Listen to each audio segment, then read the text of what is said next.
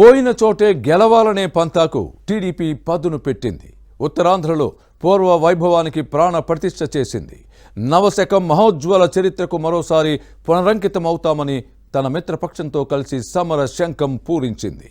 ఇప్పుడు సరికొత్త రాజకీయ చరిత్రకు నాంది ప్రస్తావనగా నిలిచింది. యువగళం సభ విజయవంతం కావడానికి టీడీపీ ఎలాంటి వ్యూహాన్ని అనుసరించింది? ఫ్యాన్ పార్టీ పరాజయం కోసం ఎలా పావులు కదుపుతోంది? Was this interesting story?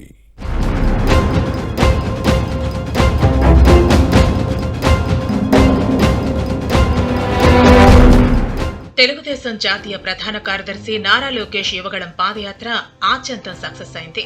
యువతను సమీకరించే లక్ష్యంతో నిర్వహించిన ఈ పాదయాత్ర జనగళమైంది. ఊరు వాడను ఏకం చేసింది.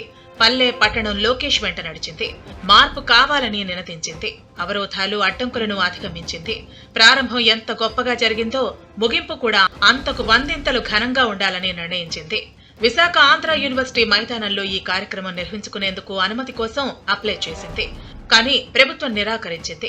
సభ ఎక్కడ నిర్వహిస్తే విజయవంతం అవుతుందని టీడీపీ నాయకత్వం తర్జన పడింది. చివరకు అటు శ్రీకాకుళం ఇటు విశాఖపట్నంకు మధ్య ఉన్న విజయనగరం జిల్లాలోని నెల్లిమర్ల నియోజకవర్గం పోలిపల్లిని ఎంచుకుంది. ఈ అవకాశాన్ని టీడీపీ అనుకూలంగా మలుచుకుంది. లోకేష్ పాదయాత్ర జరగని విజయనగరం, శ్రీకాకుళం జిల్లాలపై దృష్టి పెట్టింది. 3 జిల్లాలకు మధ్యనున్న విజయనగరం జిల్లాను ఎంపిక చేసింది తెలుగుదేశం నాయకత్వం.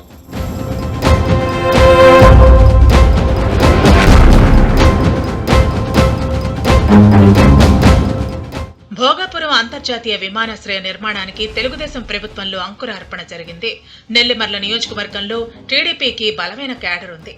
దీంతో ఇక్కడ యువగళం ముగింపు సభను నిర్వహించే అంశంపై పూర్తి స్థాయిలో దృష్టి పెట్టింది.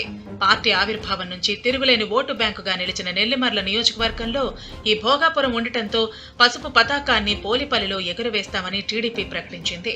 మాజీ మంత్రి పూసపాటి అశోక్ గజపతిరాజు పర్యవేక్షణ, ఉత్తరాంధ్ర టీడీపీ ఇన్ఛార్జ్ దామచర్ల సత్య పార్టీ అప్పచెప్పిన పనిని విజయవంతంగా పూర్తి చేయగల సమర్థుడని నిరూపించుకున్న బంగారాజు సంయుక్తంగా చక్రం తిప్పారు. ఉత్తరాంధ్ర ప్రతి నియోజకవర్గానికి ఓ పరిశీలకుడిని పార్టీ నియమించింది. టీడీపీ జనసేన పొత్తు అంశాన్ని పార్టీ ద్వితీయ శ్రేణి నాయకులకు, కార్యకర్తలకు పూర్తి స్థాయిలో వివరించింది. 2 పార్టీల క్యాడర్ సమన్వయాన్ని ఎప్పటికప్పుడు పర్యవేక్షించింది.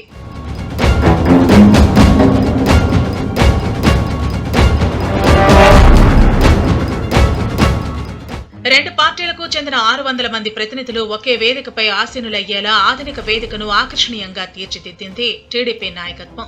రాష్ట్ర నలుమూలల నుంచి 5-6 లక్షల మంది వస్తారని అంచనా వేసింది. నెల్లిమర్ల కేంద్రంగా తెలుగుదేశం ప్రతిష్టను మరింత పెంచుకునేలా పార్టీ పావులు కదిపింది. ఉత్తరాంధ్ర కీలక నేతలు అశోక్ గజపతిరాజు, అచ్చెన్నాయుడు, కళా వెంకట్రావు, గంటా శ్రీనివాసరావు, కొండ్రు మురళి, అయ్యన్న పాత్రుడు, కర్రోతు బంగారాజు సమిష్టి కృషికి తెలుగుదేశం రాష్ట్ర నాయకత్వం పూర్తి అండదండలు అందించింది. దీంతో పోలిపల్లి జనసంద్రంగా మారింది. పసుపు పండగతో ఉత్తరాంధ్ర పులకించింది. జనసేనతో పొత్తును జనంలోకి బలంగా తీసుకువెళ్లగలిగింది తెలుగుదేశం నాయకత్వం. పవన్ కళ్యాణ్, లోకేష్ ప్రసంగం యువతను బాగా ఆకర్షించింది.